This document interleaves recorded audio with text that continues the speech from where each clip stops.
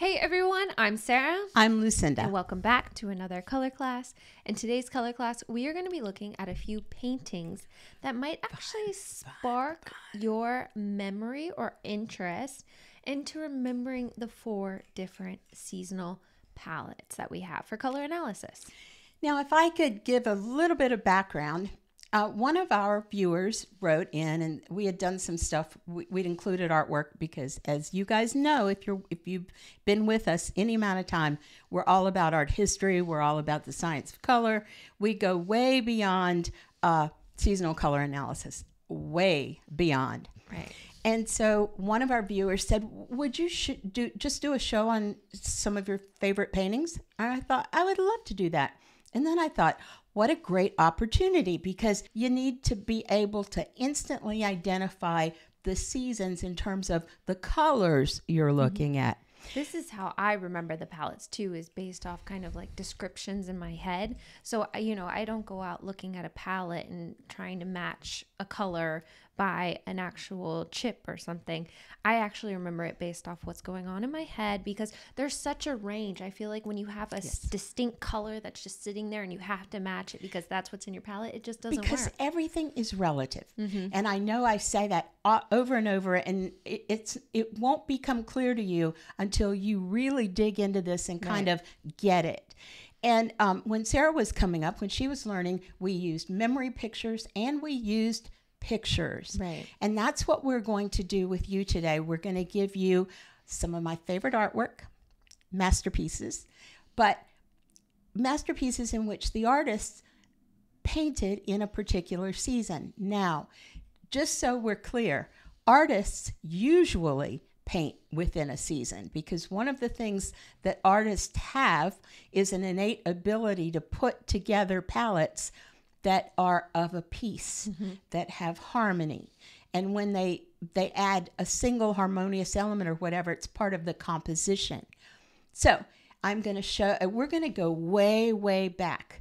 I'm taking you back to 7300 BC. And yes, this is one of my favorite paintings. This is Cuevas Los Manos, the Cave of the Hands. And it's one of the first known pieces of art that have ever been discovered that's out there. And now, granted, they're cave paintings of like buffalo, of animals. The hunt, and basically the people who lived in these caves or around these caves used the geology, the ochres that were in the dirt and the soil and the rocks to create these pieces of art. And this one used carbon from campfires. So basically this represents all of the color that people of this time period from 7300 BC to 700 AD actually had to do these paintings. But what is the season? It's autumn. Yeah. And it's easy to remember too, because when I think of autumn, I think of the autumn landscape. I think of the leaves. I think of what's going on in fall time.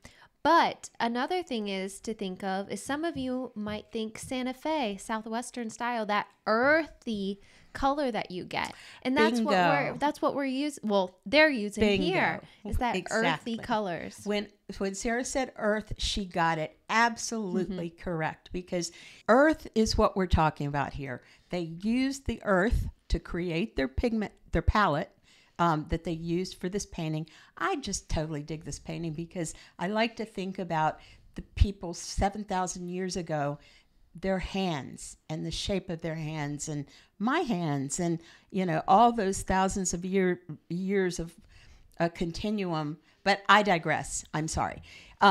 Basically, this is a beautifully represented autumn palette. That is not to say that autumns can't wear all colors. Everything's relative.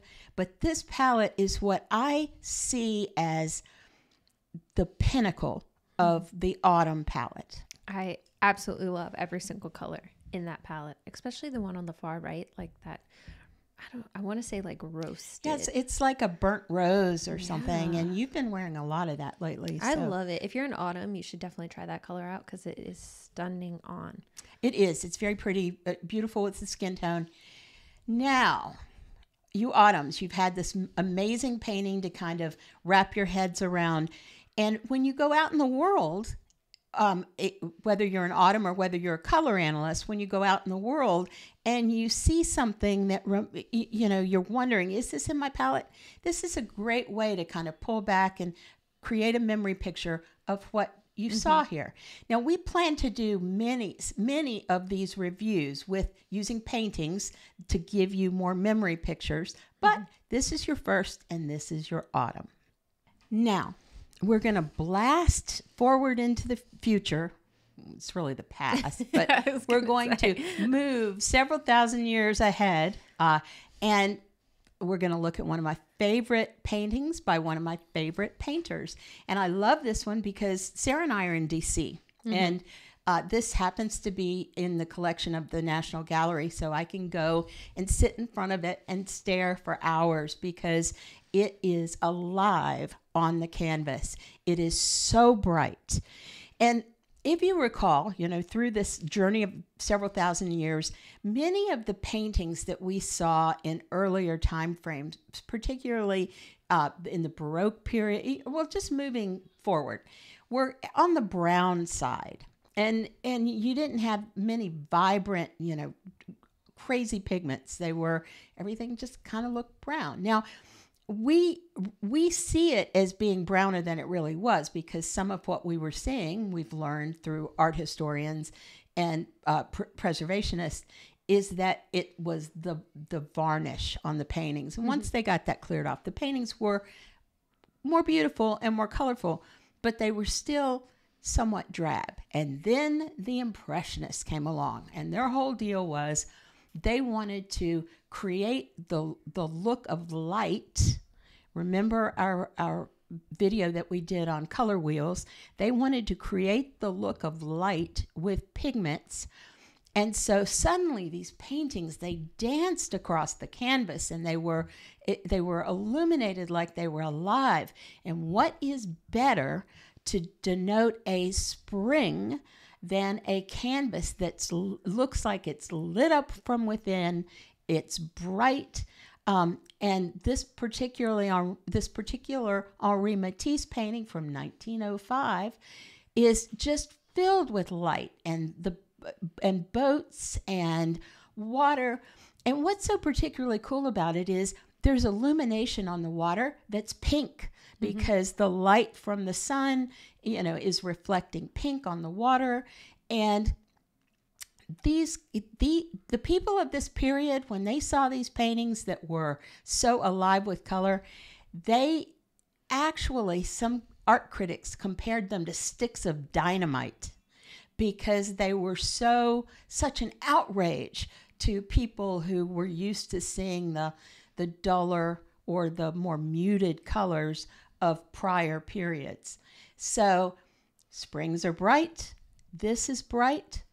This is your palette. And I see you pulled some really exclusive shades of spring that you pulled out. And I see a couple cooler and pastel-y shades as well. So that doesn't typically fall within the spring palette, but I just wanted to mention I see a few blue-based shades that would probably lean a little bit cooler. Yes. And summer. And they're up in the right-hand corner.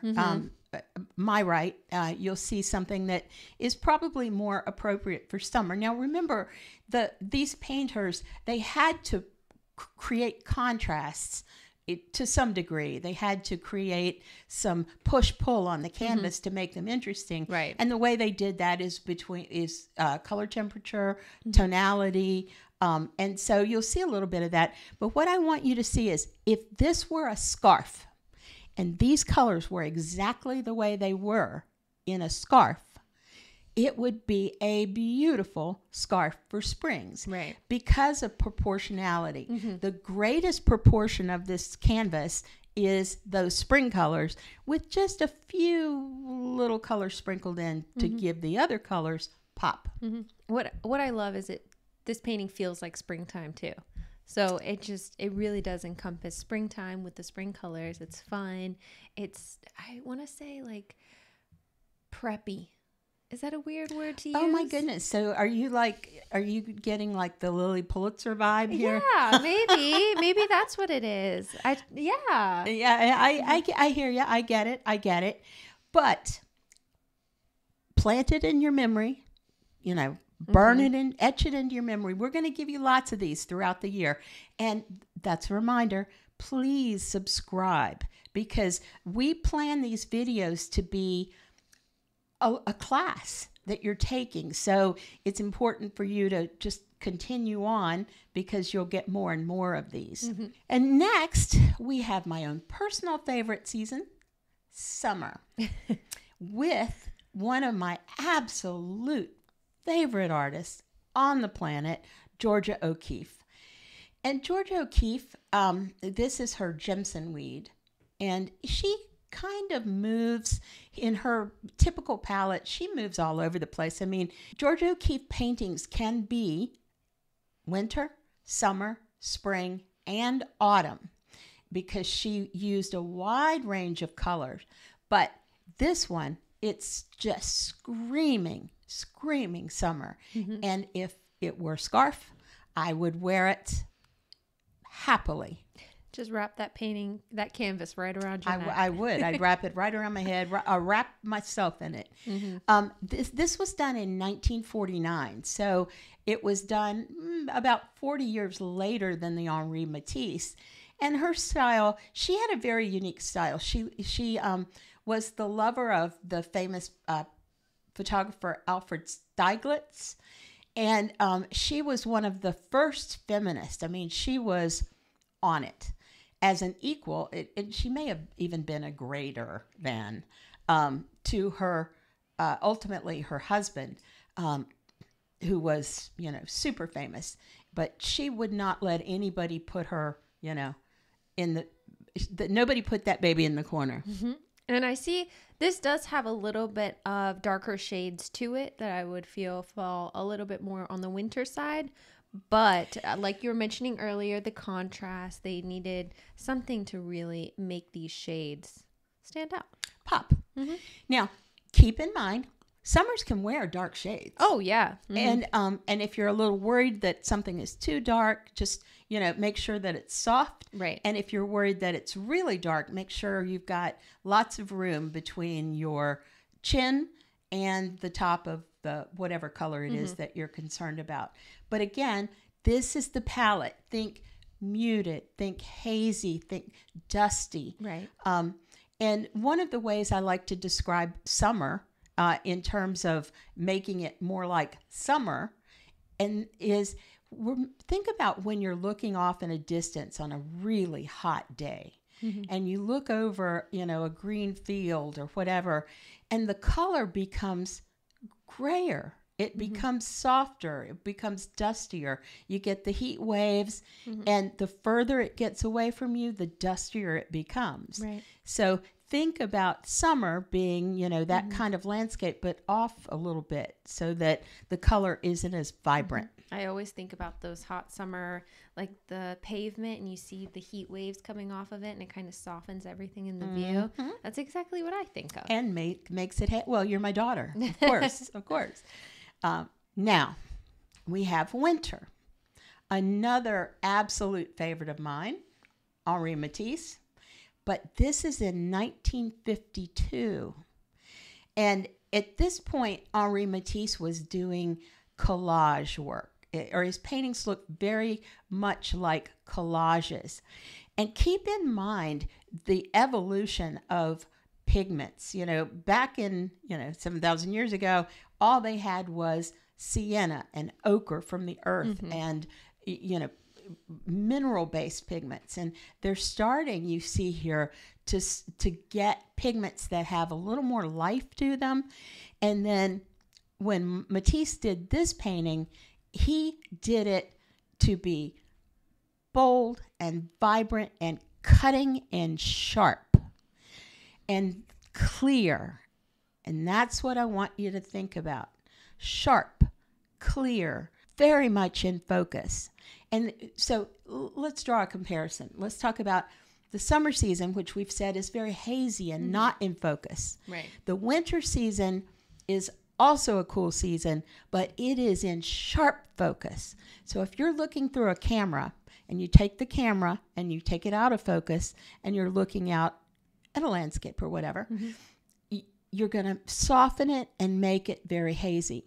But if you want to see the winter colors come into focus, you bring it into sharp focus and it's closer to you. And that is the winter palette. Sharp focus, clear, high contrast, pure, intense tonality. And that's what we have here. La tristesse de roi. Beautiful. Thank you. Look at you. Thank you. And And you're I just French. love it. I love this painting. And there we have it. A short trip through the ages in color. So I hope you can use these images in a way that really just mold those seasons into your brain. That's how I do it. Is that how you do it That's when how you're I do out it. shopping? That's how I do it. All right. But I have a bigger library, as you will have if you subscribe, if you join us on this journey, and we're going to keep giving you these reviews. These are going to be the pop reviews that you get all through the class. So don't forget to hit that like button, subscribe button, and I'm Sara. I'm Lucinda. Thank you for joining us on this color class, and we'll see you in our next video.